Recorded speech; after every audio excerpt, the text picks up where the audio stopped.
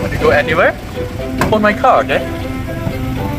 That's a product of science and technology. In Malaysia, scientists, they are some pioneers in our country in addressing a certain topic, which is the topic I would like to highlight today, agriculture. They are highlighting on agricultural revolutionize, and by that, they aim to tackle a few problems. The first one, poverty. The second one, food insecurity in Malaysia. And the third one, how to increase the crop yield in Malaysia. By doing that, we could eliminate poverty and make our country a better place. And it is actually directly developing our country by science. Do you know that in Malaysia we are now facing a food crisis, a potential food crisis problem, because we really relying and depending on the food product imports such as rice and onion we import from the India. This indicates a not healthy supply chain as it involves with multiple externals and parties. This will indicate like variables and factors that we cannot be controlling, such as like war or even their country's economics. Those are things we cannot involve. And this will actually affect us when they stop the supply. Who knows when will they stop the supply? And when they do, this could like actually lead to like a economic disaster or even a food crisis. A well-developing country with lots of technology.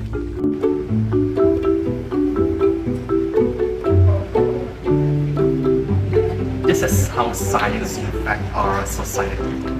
It also affects our daily life as well.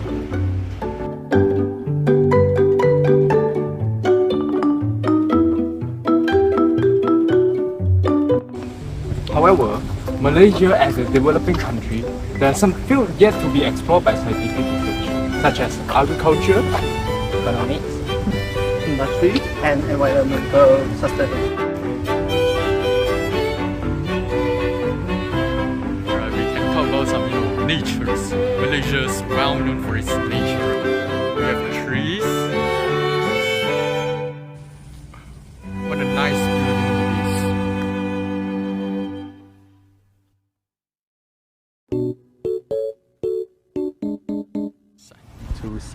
Alright, what's your opinion on Malaysia's agriculture field?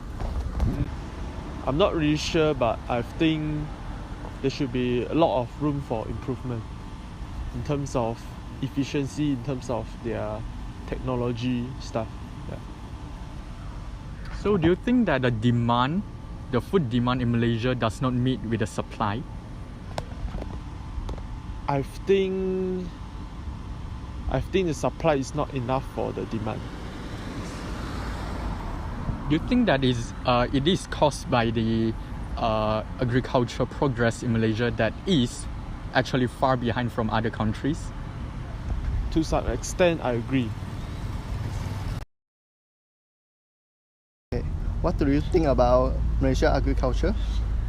In my opinion, what I think about agriculture in Malaysia is, from my point of view, is a little bit slow if we compare to other countries lah. Because if we say about the demand, I think maybe right now the demand and the supply is like equal. But in the future, if there's no improvement of the agriculture industry, maybe the demand will over the supply lah.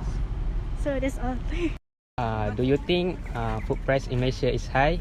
If yes, is it because our progress in agriculture is far behind from other countries? I think mainly it's because most Malaysian thinks food from import is better, right? So when you choose import food over local food production, it might be higher, and that might be one of the reasons that caused the food pricing to be high. And then the other is because I think most of our food production is for export instead of local supply. So if our supply is lower than our demand, Probably, yeah. Because if honestly, for my opinion, the food in UM is quite expensive lah. And then compared to Penang, it's not that low, but it's quite high as well, but not that high as in KL. So yeah, I think it's quite high. Hi, so I want to ask you about your opinion in the field of agriculture in your own country. Do you think that it's good or bad?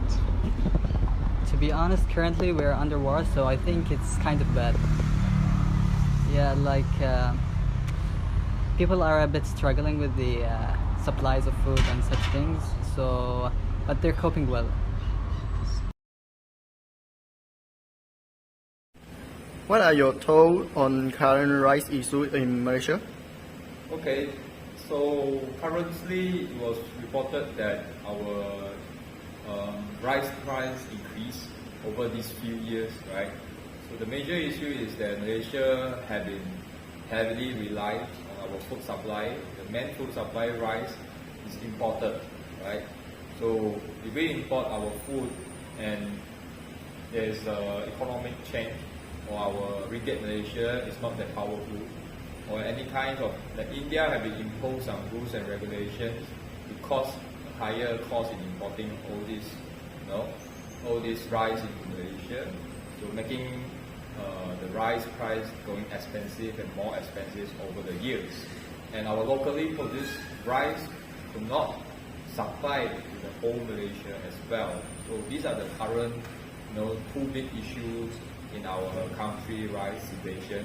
We are heavily relying on imported rice that cause a price increase.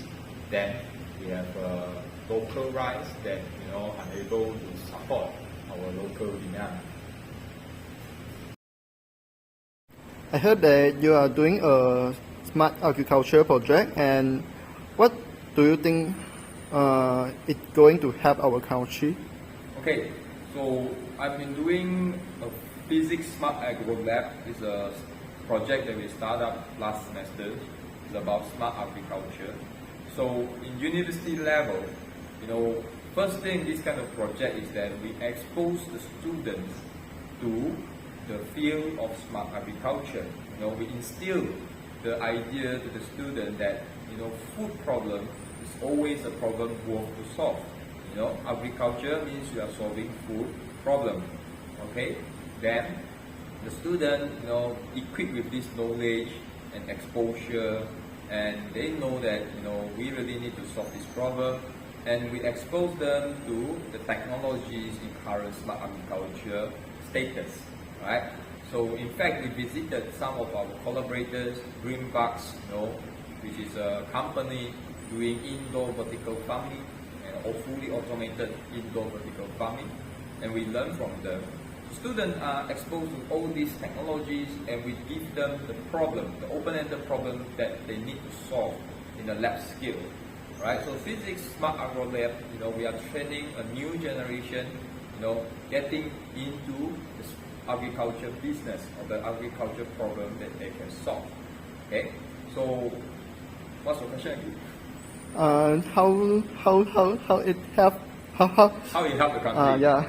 So of course, in long term, if we're going to train a batch and a batch of students interested in solving the agriculture business, the agriculture problem, and then this batch of students would like to form a team that actually provides solution to our current agriculture landscape.